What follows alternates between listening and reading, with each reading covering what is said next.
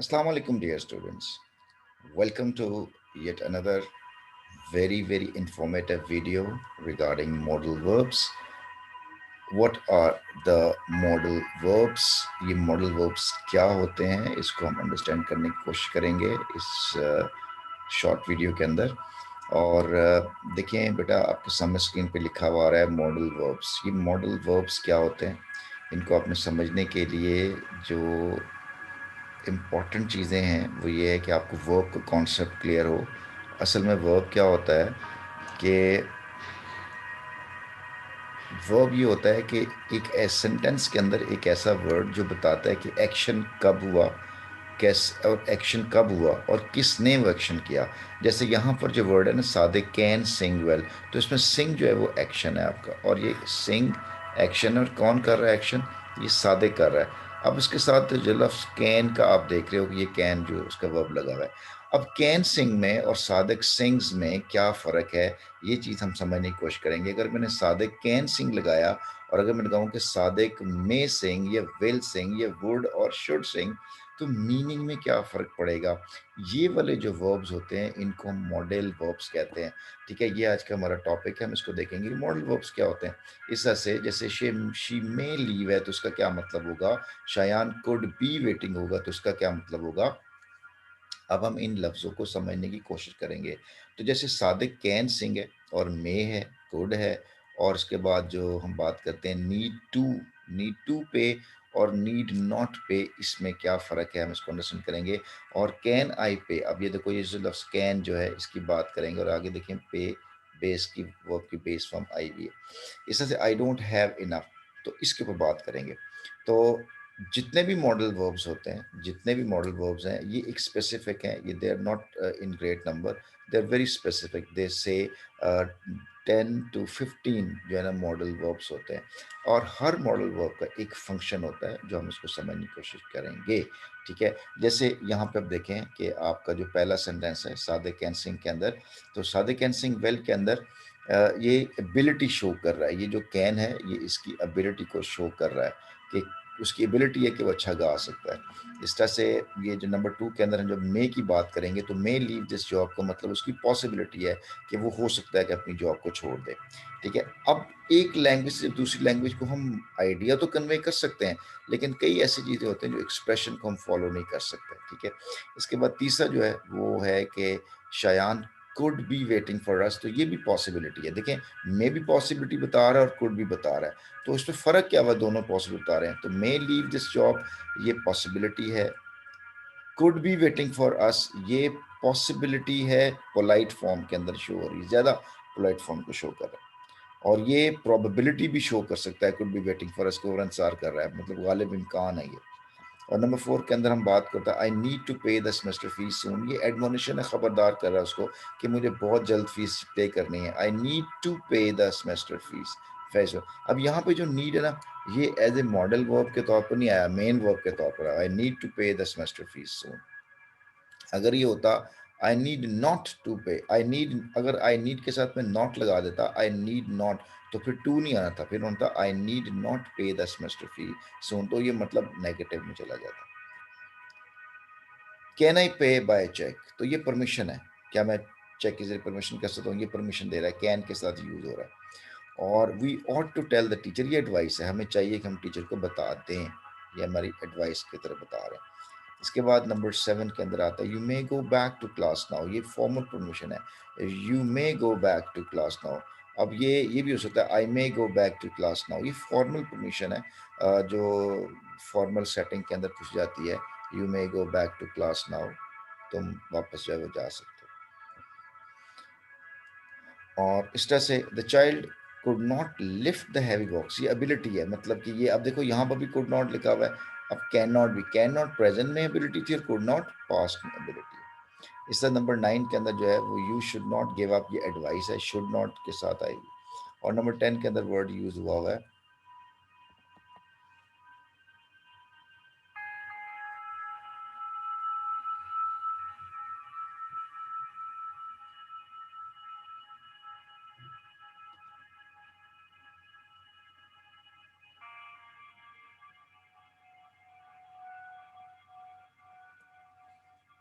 इस तरह से नंबर 10 के अंदर हमारे पास जो वर्ड यूज हुआ हुआ है,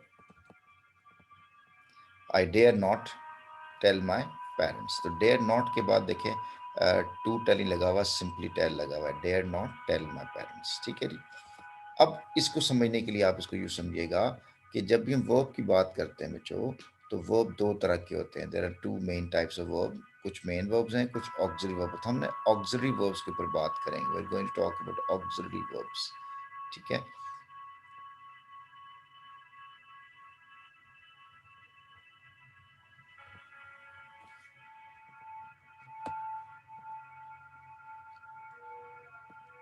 ये जैसे अब हम बात करेंगे ऑक्सिलरी वर्ब्स की, तो ऑक्सिलरी वर्ब से मतलब ये होता है कि या तो प्राइमरी ऑक्सिलरी वर्ब होते हैं या मॉडल होते हैं। अब हम इसके अंदर जो है ना वो प्राइमरी ये जो है is, am, are, was, were, does, डॉट, इसकी बात नहीं करेंगे।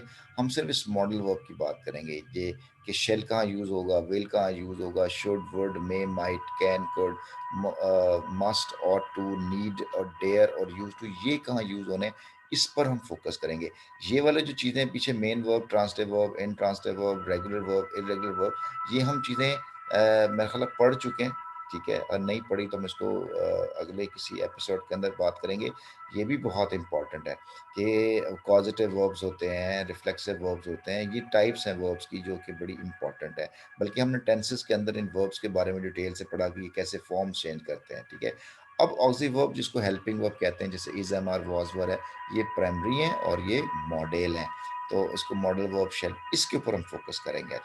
तो इसके लिए ये बड़ी इंपॉर्टेंट स्लाइड है आपके लिए कि आपको ये बताएगी कि modal verbs are a group of auxiliary helping verb that are used to express a range of functions. The chief which are ये एबिलिटी शो करते हैं, परमिशन शो करते हैं, या ऑब्लिगेशन शो करते हैं। और हमें ये पता होना चाहिए कि अगर मैं कैन यूज़ करता हूँ, जैसे ये प्योर मॉडल्स हैं, can, could, may, might, shall, should, will, would, must, ought to, इनको प्योर मॉडल्स कहते हैं। ये सेमी मॉडल्स हैं, have the characters of verbs and models.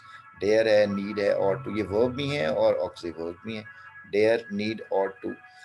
अब इनको यूज कहाँ करना है, ये है बेसिक फंक्शन आपका। जैसे ये सेंटेंस आप देख रहे हो ना, could you please be quite, इसमें बी क्वाइट है।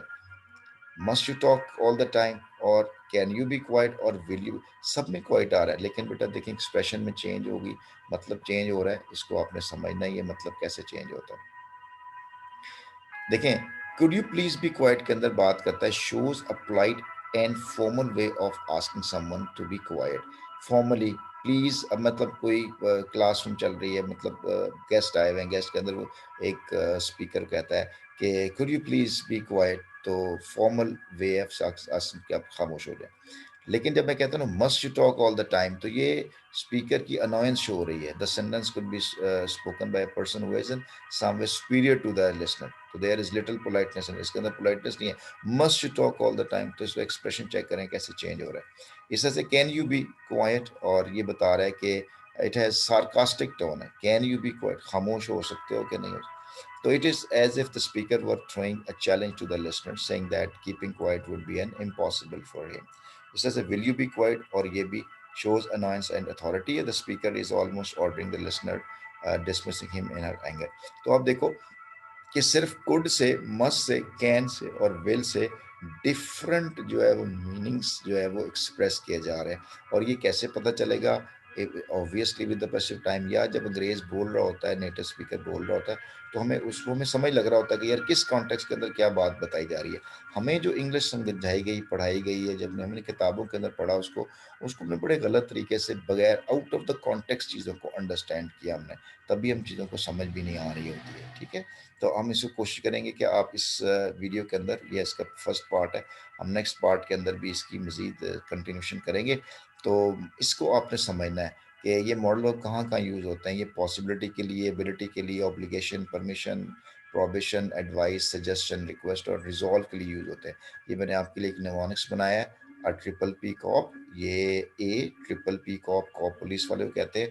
तो एक 3 पी वाला पुलिसमैन, इसका मतलब ये है कि ये जो विल शेल में माइट हैं, या तो एबिलिटी को शो करते हैं, या पॉसिबिलिटी को, या प्रोबेबिलिटी को, या परमिशन को, या सर्टेनिटी, या डिसॉल्व को, या ऑब्लिगेशन या नेसेसिटी को, या ये पास्ट फॉर्म को शो करते हैं। तो ये आप लोगों ने जितनी जल्दी इसको अंडरस्टैंड कर लेंगे कि किसका क्या फंक्शन है, तो उतना ही आपकी लैंग्वेज अंडरस्टैंडिंग बेहतर हो जाएगी। ये वाला जो ये स्लाइड है, ये आपको एक्सप्लेन करेगी कि ए से मुराद एबिलिटी डिवाइस है, पी से परमिशन, पी से पॉसिबिलिटी, पी से प्रोबेबिलिटी, सी सर्टेनिटी, ओ से ऑब्लिगेशन, पी से पास्ट टेंस। तो ट्रिपल पी आपको कॉपी याद रह जाएगा।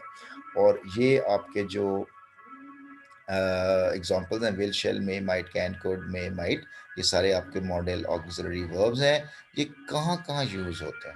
जैसे ये कैन है, और ये देखो कुड। कुड एक एबिलिटी में भी आ रहा है, कुड पॉसिबिलिटी में भी आ रहा है, और कुड यहाँ पे पास्ट टेंस में भी आ रहा है। तो तीनों जगह पे यूज हो रहा है। How would we come to know this कि कौन सा वर्ड क्या मीनिंग देता है? ये कॉन्टेक्स्ट मेरे बच्चों आपने समझना है। जिस दिन आपको ये चीज़ें समझ में आना शुरू हो जाएंगी, आपका कॉन्टेक्स्ट क्लियर हो जाएगा, तो जो बोलने वाला नेटिव स्पीकर है ना, उसकी फीलिंग्स आपको पता चल जाएंगी, यार this is what he wants to convey the meaning. So this is what he wants to say that. और ये इसमें आपको टेस्ट आना शुरू होगा। Why we are unable to speak English? Because we don't feel taste in it. जैसे हम पंजाबी उर्दू बोलते हुए हमें मजा आता है ना, बोल के अपनी बात को समझा के, लोरी इसको समझ लग गई है।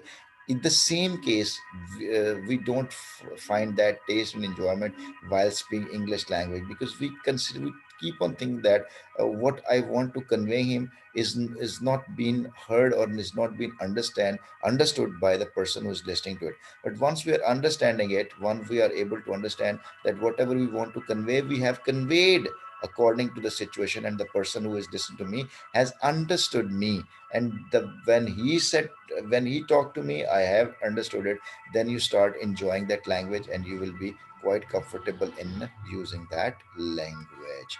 ठीक है जी बच्चों जी, इस ग्रुप को, इस जो स्लाइड आपके सामने, इसको बच्चे ज़रा गौर से देखिएगा, पढ़िएगा। तो हम इसी स्लाइड को जो है वो नेक्स्ट एपिसोड के अंदर इसको हम जो डिस्कस करेंगे डिटेल के साथ, कि ये कैसे ऑब्लिगेशन बना, इसकी क्या एग्जांपल होंगी। तो इसके बाद फिर हम इसकी एक्सरसाइज भी करेंगे। ठीक है जी, I hope so you enjoyed this brief session, and it will be quite valuable for you. You're most welcome for any sort of questions. Okay, class, see you later. Take care.